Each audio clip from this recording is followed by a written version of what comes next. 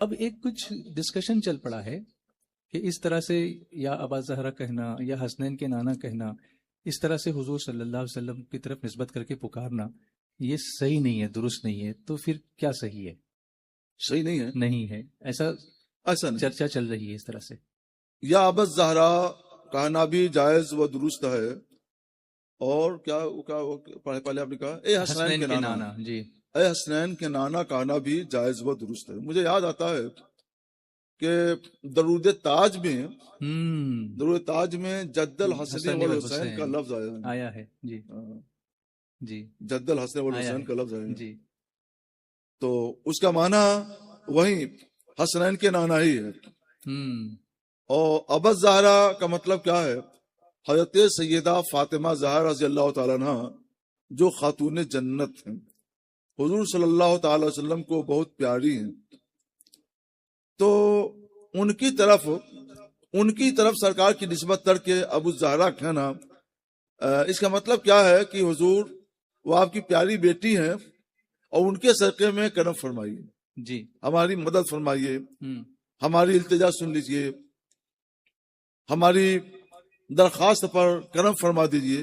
یہ اس کو ناجائز کہنا صحیح نہیں ہے. میں تھوڑی سی وضاحت کر دوں. قرآن پاک میں ہے، کوئی حافظ ہے یہاں پر؟ ذرا بتائیے گا اگر کچھ فرق ہو تو. لا تجعلوا دعاء الرسول بینکم کا دعاء بعضکم بعضا. جی، یہی ہے غالباً. جی جی. اللہ تعالیٰ نے اپنے پیارے حبیب صلی اللہ علیہ وسلم کا ادب اپنی امت کو یہ سکھایا کہ رسول کو آپس میں ایسے نہ پکارو جیسے آپس میں ایک دوسرے کو پکارتے ہو. آپس میں ایک دوسرے کو کیسے پکارتے تھے؟ چھوٹے کو پکارنا ہوتا تھا تو اس کے لیے الفاظ کچھ اور، تو اس سے کچھ تحقیر کا پہلو نکلتا ہے، اور اپنے برابر والوں کو، دوستوں کو پکارنا ہو تو اس میں مساوات کا پہلو نکلتا ہے. اور بڑوں کو پکارنا ہوتا تو نام لے کر نہیں پکارتے بلکہ ان کو کنیت سے پکارتے ہیں، اور کنیت سے پکارنا یہ تعظیم کے لیے ہوتا ہے. صغیر اور کبیر ہم عمر، اور کبیر جو بزرگ ہو، تو چھوٹا، بڑا، بزرگ، یہ تین طرح کے لوگ ہیں. چھوٹوں کا نام لے کر پکارا جاتا ہے. شفقت سے بھی پکاریے تو یہ ظاہر ہوتا ہے کہ اس میں پکارنے والا بڑا ہے اور جس کو پکارا گیا وہ چھوٹا ہے. تو اس میں ایک طرح سے تحقیر کے معنی کا شائبہ پایا جاتا ہے. حضور اللہ تعالیٰ فرماتا ہے کہ رسول کو ایسے نہ پکارو جیسے آپس میں ایک دوسرے کو پکارتے ہو. کہ چھوٹے کو پکارنا ہوا تو پیار سے، شفقت سے تو پکارتے ہو، لیکن اس میں کچھ تحقیر کا شائبہ پایا جاتا ہے. اور اپنے ہم عمروں کو پکارتے ہو تو اس کا نام لے کے فلاں ہے، فلاں ہے، فلاں. تو اس میں ایک طرح سے بڑوں کی بنسبت بے ادبی کا پہلو پایا جاتا ہے. تو یوں نہ پکارو جس میں بے ادبی کا پہلو یا شائبہ پایا جاتا ہو. بارگاہ رسالت میں اس طور پر پکارنا ناجائز ہے اور حرام ہے. لہذا مفسرین کرام نے اس کی تفسیر میں فرمایا کہ رسول گرامی وقار صلی اللہ علیہ وسلم کا نام لے کر نہ پکارا جائے. حضور کا نام نامی کا ہے محمد صلی اللہ علیہ وسلم، اور ایک نام پاک اور ہے احمد صلی اللہ علیہ وسلم. تو سرکار کا نام پاک لے کر نہ پکارا جائے، چاہے لفظ محمد سے، چاہے لفظ احمد سے. تو کیسے پکارا جائے؟ یا رسول اللہ، یا حبیب اللہ، یا رحمت للعالمین، یا شفیع المذنبین، یا قائد الغر المحجلین، یا سید الانبیاء، یا افضل الرسول. اس طرح کے سینکڑوں تکریمی الفاظ ہیں.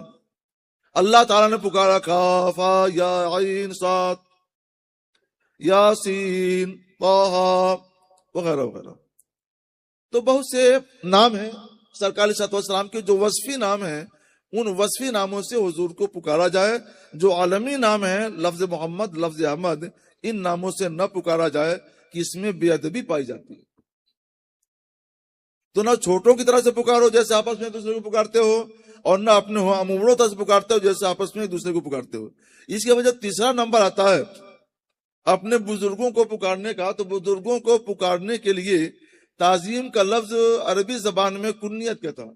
لفظ اب سے جو منسوب ہوتا ہے نا تو اس کو کنیت بولتے ہیں, جیسے ابو تراب, ابو ہریرہ, اور اس طرح سے ابو مسعود انصاری, اور اس طرح کے اور بہت سے الفاظ ہیں. ابو قحافہ حضرت ابوبکر صدیق رضی اللہ تعالیٰ عنہ کے لیے. تو لفظ اب کی طرف جب نسبت کر دی جاتی ہے تو وہ کنیت ہوتا ہے, اور کنیت سے پکارنا یہ تعظیم میں داخل ہے, ادب اور احترام میں داخل ہے. مگر قرآن فرماتا ہے کہ رسول کو ایسے نہ پکارو جیسے آپس میں ایک دوسرے کو پکارتے ہو. تو اب ایک سوال یہ پیدا ہوا کہ کنیت سے پکارنا تو تعظیمی کے لیے ہوتا ہے, ادب ہی کے لیے ہوتا ہے, احترام کی ظاہری کے لیے ہوتا ہے, تو اس سے قرآن نے کیوں منع کر دیا؟ یہ چیز ذہن میں خلجان کا سبب بنتی ہے. آپ لوگ متوجہ ہو تو پھر بیان کروں. جی جی بالکل ہے. یہ کام اصل میں مفسر قرآن کا, وہ کل چلے گئے بیان کر کے. اچھا کل یہ سوال آنا چاہیے تھا. جی کل چلیے دیکھیے, غور سے سنیے تو بات سمجھ میں آئے گی. یہ مسئلہ نہ صرف تفسیر کا ہے بلکہ فقہ کا ہے, اور ادب کے ساتھ گہری نظر رکھنے کا ہے. حدیث پاک میں ہے, کسی میں یہ ہے کہ کسی شخص نے بقی کے میدان میں, بقی غالباً بقی کا لفظ ہے یا ایسے کچھ ہے, کسی شخص نے پکارا یا ابو القاسم. جی تو سرکار صلی اللہ علیہ وسلم جا رہے تھے, مڑ گئے. سرکار کی کنیت ہے ابو القاسم. جی سرکار مڑے, یہ کیا بات ہے؟ تو وہ صاحب کہتے ہیں کہ یا رسول اللہ, میں نے فلاں کو بلایا ہے, آپ کو نہیں مراد لیا ہے. جی. اور اس سے کیا معلوم ہوا کہ انہوں نے بے ادبی کے لیے نہیں پکارا, اور کنیت بے ادبی کے لیے نہیں ہوتی ہے, مگر اس کی وجہ سے اشتباہ پیدا ہوا.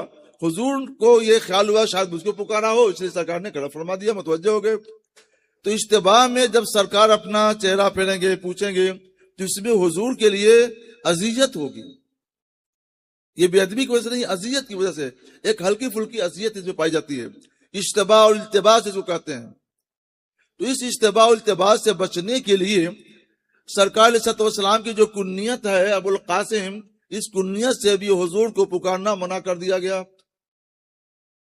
مگر یہ اشتباہ کب تک ہوگا؟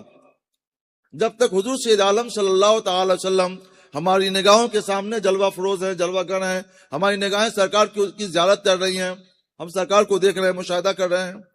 یہی وجہ ہے کہ جب حضور سید انور صلی اللہ تعالی علیہ وسلم دنیا سے تشریف لے گئے تو علماء نے ابو القاسم کہنے کی اجازت دے دی.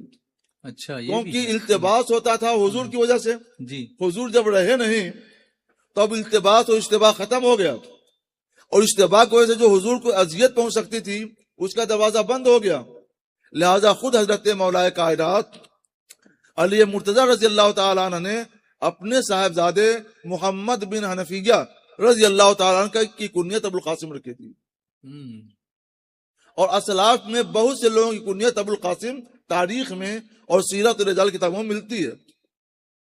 اس کی وجہ سے علماء کرام نے فرمایا اور مفسرین نے بھی لکھا کہ یہ حکم حضور صلی اللہ تعالی علیہ وسلم کی حیات ظاہری تک کے لیے تھا, اور جب سرکار صلی اللہ علیہ وسلم دنیا تشریف لے گئے التباس اور اشتباہ کا کوئی امکان باقی نہیں رہا, تو وہ حکم منسوخ ہو گیا اور کنیت سے پکارنا جائز ہو گیا. اگر یہ بات آپ نے سمجھ لی, ہم نے سب سمجھانے کی کوشش کی ہے, نہیں سمجھے ہوں گے پھر آگے سمجھ لیجئے گا. تو اب آپ سوچئے, ابو القاسم حضور کی کنیت تھی, اور قرآن کے لفظ عام و مطلق کے ذریعے اس لفظ سے سرکار کو پکارنا ممنوع بھی تھا, مگر جب سرکار دنیا سے تشریف لے گئے تو علماء نے اجازت دے دی. خود حضرت علی مرتضی رضی اللہ تعالیٰ نے اپنے صاحبزادے کی نام کی کنیت ابو القاسم رکھی, بہت سے اسلاف کی کنیت ابو القاسم ہوئی. تو سرکار علیہ الصلوۃ والسلام کی اگر ایک کنیت جد الحسن یہ ابو الزہرا ہو تو اس میں کیا حرج کی بات ہے؟ یہ لفظ اس وقت بولا بھی نہیں جاتا تھا، اس لیے اللہ تجلو دعا رسول کے عموم و اطلاق میں آنا بھی نہیں چاہیے. جی تو آئے بھی تو جب سرکار علیہ الصلوۃ والسلام رہے نہیں تو جیسے ابو القاسم کہنا جائز ایسے ابو الزہرا کہنا بھی جائز اور جد الحسن والحسین کہنا بھی جائز و درست ہے. یہ تو درود تاج میں بھی آیا ہے. جی اس لیے مسلمان اس طرح کے اشعار نعت میں اگر کوئی شاعر پڑھتے ہیں تو کسی خلجان کے شکار نہ ہوں. یہ صحیح ہے، جائز ہے، سن سکتے ہیں. جی البتہ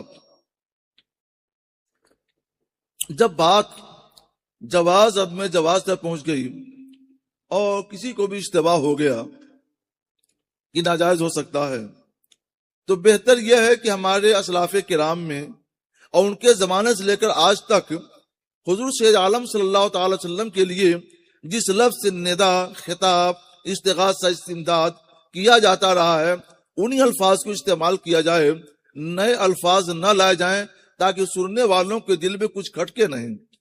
ناجائز نہیں ہے لیکن دل میں اگر کھٹک ہو رہی ہے تو اس سے بچ جانے میں کوئی حرج نہیں ہے. تو احتیاط کر لیں تو اچھا، لیکن ناجائز نہیں ہے، جائز و درست ہے.